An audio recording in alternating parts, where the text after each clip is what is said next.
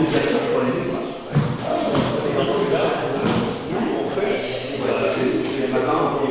a développé un kit d'activité qu'on met à la disposition des communes. D'accord. Alors là-dedans, il y a l'équivalent de 6 séances pour une classe de 30 élèves, 6 séances d'1 heure et demie.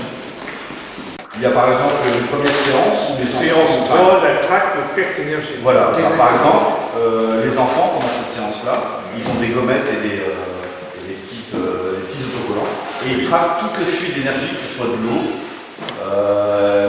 les isolations sur les fenêtres, etc., pour identifier les pertes d'énergie au sein d'un bâtiment.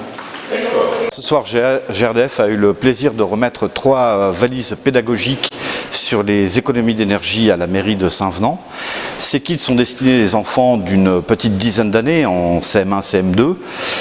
Ils représentent en fait 6 séances d'1 heure et demie pour une classe de 30 élèves et permettent donc d'appréhender le monde de l'énergie, d'apprendre également quelques gestes simples pour faire des économies d'énergie et mieux maîtriser les consommations à la fois dans sa maison, à l'école ou aussi dans la ville.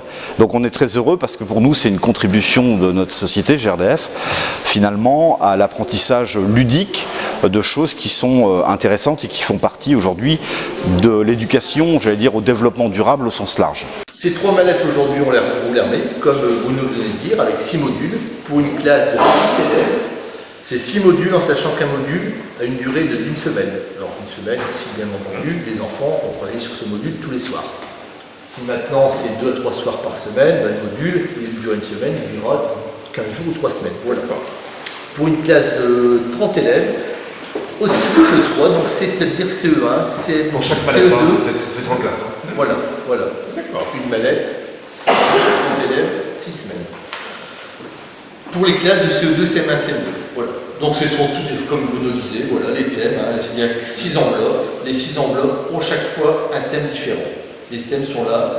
L'enveloppe 1, c'est sensibiliser l'enfant à la consommation d'énergie. L'enveloppe 2, c'est maîtriser l'économie et économiser l'énergie. L'enveloppe 3, c'est la traque au gaspillage énergétique à la maison. L'enveloppe 4 est dans mon école.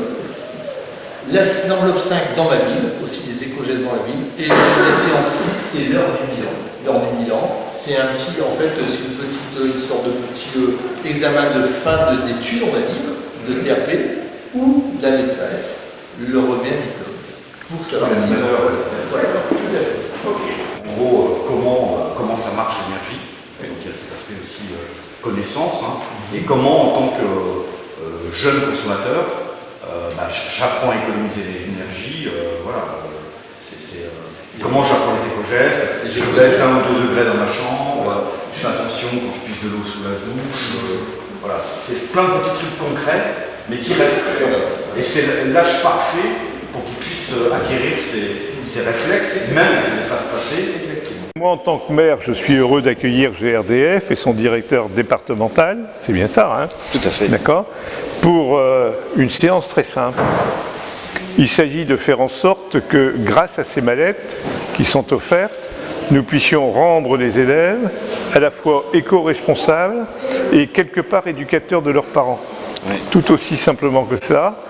Petite opération colibri où chaque enfant apporte sa contribution à la compréhension du réchauffement climatique, à la compréhension des actions au quotidien qu'il nous faut faire pour éviter ce réchauffement climatique.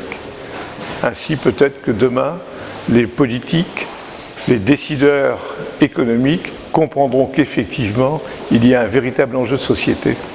Ceux qui vont participer à l'événement, l'adjoint et moi-même, si je suis là, on sera là, pour que les enfants, ça s'inscrive dans une mémoire collective, et pas simplement à chacun. Il n'y a pas de problème, c'est très bien, c'est très très bien. Les TAP 2017-2018 ont repris sur la commune de Savenant avec, comme les années précédentes, des activités innovantes qui sont à la fois culturelles, sportives et artistiques. On a de la fresque comme nouveauté, une programmation informatique, des activités sportives qui sont telles que le parachute ou la pêche. Voilà, c'est reparti dans le même système pour les primaires.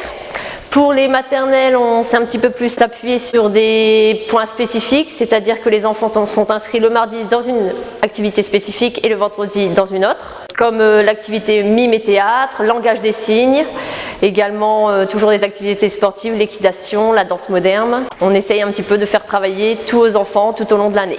Toujours beaucoup d'enfants également en maternelle. On espère retrouver de nouvelles activités tout au long de l'année pour enrichir l'éveil culturel de l'enfant.